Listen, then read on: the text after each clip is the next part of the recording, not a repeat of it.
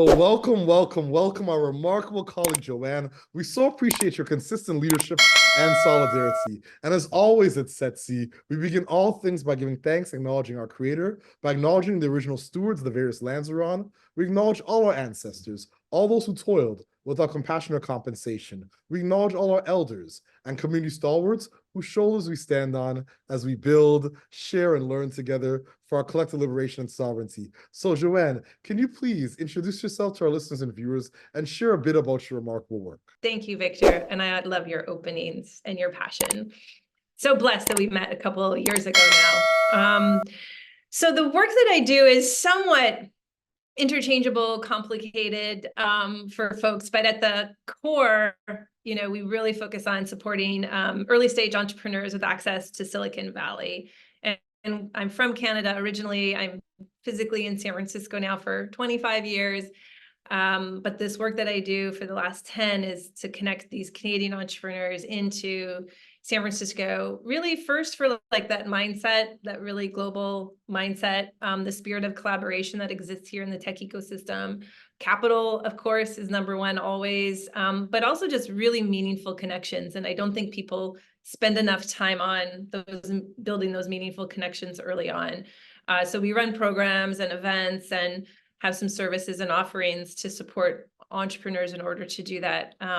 The large focus on female entrepreneurs that we've been doing for 5 or so years, a focus within health and life sciences as well with a nonprofit I've helped start here. And yeah, just a couple other different things that we're doing. And, it really comes from a place where we want to help entrepreneurs and we want to give back, and we want to leverage this incredible network that is really all around us. I call it diamonds at my feet here in San Francisco. So many opportunities that if we could just sometimes get folks to come here to pick up those diamonds, because there's too many for me to pick up. So that's kind of what we're up to in a small nutshell.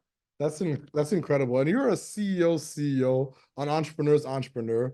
Like you've been involved in so much and developed things that are truly remarkable and impactful to so many. So my next question is, what's inspiring you right now? What has you curious, or what's keeping you up at nights?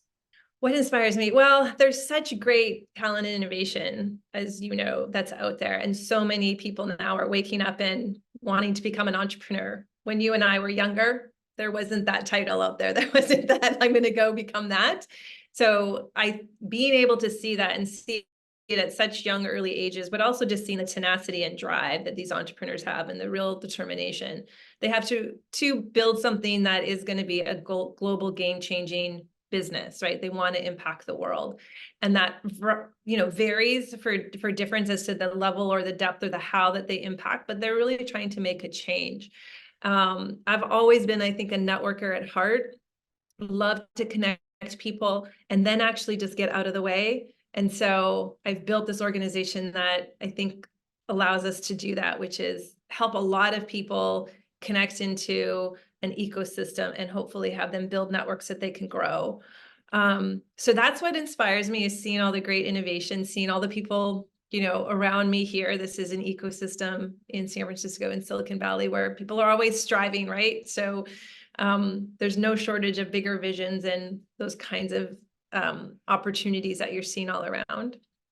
And I think what's keeping me up at night this year so far is just seeing the dichotomy and the difference between when I speak with Canadian entrepreneurs that are based in Canada and I speak with entrepreneurs that are physically have come here to San Francisco. It's a stark difference in the amount of funding and the trajectory that the entrepreneurs that are here and accessing this ecosystem are getting and are achieving. And so I really just have a cry right now out for entrepreneurs, whether that's in Canada or in other places, but to really move to action and realize that, there's an amazing amount of capital collaboration here and connections that are really important and critical to these entrepreneurs on their journey. And it's imperative that they do it early on. So often I'm hearing, when I raise the capital, then I'm going to come down there. And, they're hitting their head against the wall for 1.5 years, 2 years, not raising the capital in Canada. They need to get out of that ecosystem and come down to this one. And it doesn't mean that they have to live here. I'm not saying, because I think Trudeau would kick me out of the country if I said, move away from Canada. I'm not saying that, but I'm saying you've got to come and visit these, innovation and technology hubs, and Silicon Valley is critically one of those for them. So I just see this when I talk to entrepreneurs, sometimes back to back, and it's so challenging and frustrating because I want them to I want them to move into action. And sometimes Canada is a little bit too beholden to government grants and not recognizing sort of that urgency and that action that they need to take that others are taking and their competitors are taking. So if we really want to move things forward faster, we've got to get, I think, those entrepreneurs to be moving a little bit quicker and taking more advantage of the opportunities, even when they feel like they don't have the money or the time or the resources, or maybe they're not ready yet. So that's what's keeping me up at night this year. Thank you. And I couldn't agree more, to be honest with you. So my next question, what challenges and barriers are you facing in your work, and how are you and your team working to overcome some of these challenges and barriers? Our challenge is that we have a passion for early stage entrepreneurs who have no money. So it's valuing our own time and network and being able to offer something of value to others in a meaningful way. We very much have loved this whole rising tides raises all boats, trying to create platforms and systems in ways that it could be like a many-to-one an event or online community or something like that, where more entrepreneurs can take advantage of the offerings that we have, or the connections that we have, or the resources that we have. But at the same time, we have to build our business and build a sustainable one. And so moving ourselves towards working with somewhat of a smaller population of entrepreneurs, of more of a growth stage population right now, to work more intimately with them, to help them hopefully on their trajectory, and while still not hopefully losing sight of the many that sort of need some of that early stage help out there. So I think it's like anybody, the challenge often is around sometimes money and building that sustainable business that is more of a repeatable model rather than individual. And the way we do it is we've just hired a couple new people to help us, actually. That's not always an easy thing to do. As you're growing and building, we look to automation as often as we can, and we look for just some best practices. But I also say we're looking to see where we say no for the first time in a lot of years, instead of always saying yes. Like, where do we actually ourselves prioritize, or are there things that we need to drop and not do because we're not doing it service with doing the many things at once. Sure. So do you have a set of key priorities right now in your work? Yeah, it's really to focus right now on some of the entrepreneurs that we feel like are at a state of growth where we can help them more individually and really help them meet some of their milestones. That's what we'd really love to accomplish this year. And we've been moving towards that, trying to find the take what we have and make that into more of a self-service model for the larger populations, or maybe they're a little bit too early, or truly just have no funding to fund a program or fund any travel with it. We're still highly focused on female entrepreneurs, doing a lot more, I'd say, within that. We launched a very small angel fund here in the Bay Area as well, with 25 women as the LPs into that. Yeah, so our goal is to get more women investing into early stage entrepreneurs. So there's a focus also within sort of my own education and being on that side of the table and seeing how we can bring that together with the entrepreneurs.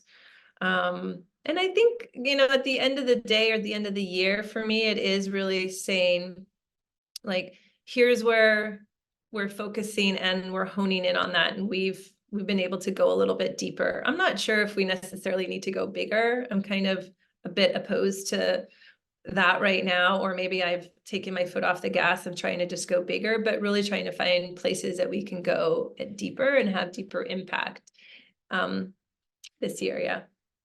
That's incredible. So How do you feel about the future of social impact work in Canada or international in this context? I'm a glass like overflowing girl. So I think that there's great optimism, in Canada as well as elsewhere. And I see so much happening, of course, around me here in Silicon Valley. Like I said, it's diamonds at my feet. It's so many like goodness and new things and funds and focus areas, lots of focus obviously within underrepresented communities and entrepreneurship there, focusing on important things like health and climate and food and sustainability. So I see so much percolating up, where I do see, especially like in Canada, because that's my lens that I see. And it's, taken with a grain of salt because it's where I sit from every day and I'm not in it in Canada. But same point as earlier, sometimes I don't think there's enough action and collaboration. And in Canada, I consistently don't see the striving to be number one, the real desire to own something and lead out there. And Canada has absolutely that, ability of education and ideas and tenacity and grit and determination and, funding. But there still is like a hesitancy sometimes, I think, to really lean in even further and do some more work. And again, we sit here in a world of high collaboration in the Bay Area. And there's, Canada's not without collaboration, but I think that there's still so much more that can be done in that means. So I'm really hopeful, and I'm really hopeful as well, like with organizations like yourselves and the things that you're doing, like these are really bringing various groups together and, different mindsets, different geographies into different geographies, which I think is important. So I think more of that, and then just thinking about like, where is this leading to? And again, trying to move that needle even faster than what it's been in the past. I couldn't agree more. Thank you so much for your leadership and your candor.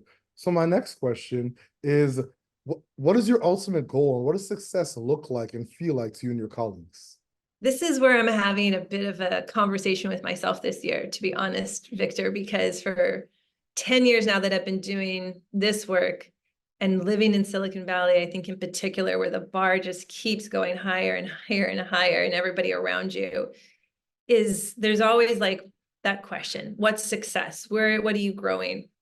And I have really enjoyed the work that I've done in the last 10 years, like really enjoy it. I don't, I think that's part of really like my DNA in helping people is doing the minutia doesn't bother me. Like I enjoy it. I enjoy making a couple connections here and there for a group that I know. And so for me, I think it's maybe success isn't about striving and being like more. Maybe success is just being okay with where I'm at and okay with the work that we're doing and continuing to, go a little bit deeper in some areas, figure out efficiencies, listen to what the needs are out there, seeing if we're a fit. If not, that's okay too. And yeah, I think that's kind of just a big shift for me is that I like all the things that I'm doing now. And I don't know that success looks very different than today. That's beautiful. I love it. I love it. So my last thought, do you have any closing thoughts or calls to action for our listeners and our viewers? Well, I'll always say ask people to follow us on LinkedIn. We have a magazine called Disruption, which you know about and familiar with. We're telling great stories about innovation and innovators and that. We've got a new issue coming out in 2 days on that, and we issue it quarterly, but we have online presence, so disruptionmagazine.ca, as well as for those within the female entrepreneurship space or those identifying as female. We've got our Canadian Women's Network community, and we'd really just love to have, build up that community. We now have over 900 members in that coast to coast across Canada. So I'd say join those things, but then again, figure out some action items that people can be doing to propel themselves forward. And maybe they can be like me and say, I'm good. I don't need to propel forward anymore. I'm good with that. And that's okay too. But in large part, entrepreneurs that are striving to make meaningful progress, and and be competitive out there, I'd say my call to action is to really think about the actions that they're taking and what they could be doing that would be something different, taking them in a different trajectory out there, that's going to get them towards their goal. Not because it's just we all have to be urgent out there. It's just that if they don't, you know, their competitors have gone out and raised 10 times, 20 times the amount of money. They're just 2 years further ahead. They've just done so much more that it doesn't allow those entrepreneurs to actually move forward to reach their dreams as they probably are thinking about it. So I just want them to reach their dreams faster. And I think a way to do that is a little bit more action. Indeed, indeed, indeed. Action is important. And thank you for all the actionable insights, remarkable candor, authenticity, and your consistent visionary leadership. I was actually profiled in your magazine a few years ago. That's how we met.